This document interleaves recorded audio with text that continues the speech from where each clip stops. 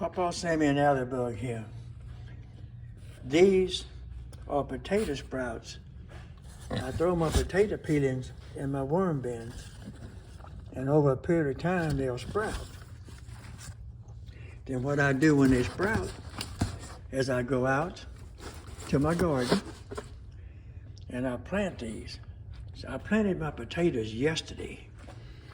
Now I'm in here in my worm bins looking for sprouts to just add to them. It's pretty potatoes. I have grown a many a potato like this over the years, and I will continue because they got a good start when they sprout. These hadn't sprouted yet. I'll come back to them later.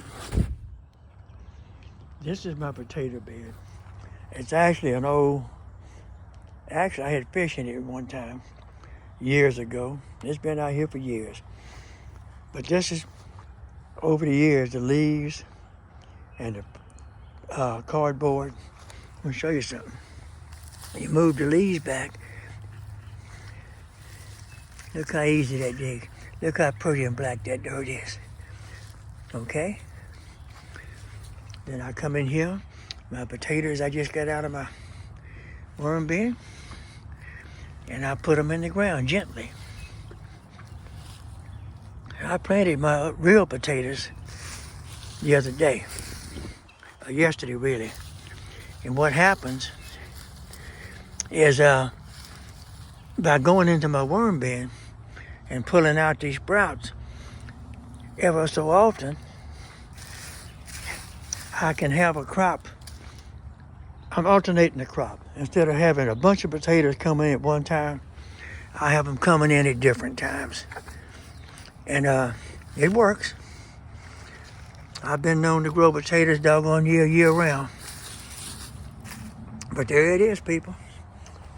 Plain and simple. Those worm bins are sure come in handy.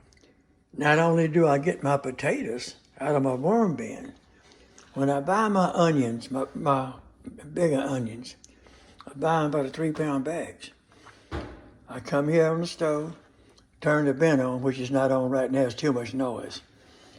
And I always save the root end, okay?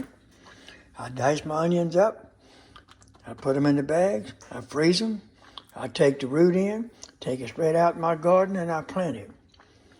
And these produce some of the prettiest green onions you ever seen. It's just, I love onions. We use a lot of it. It's good for cooking.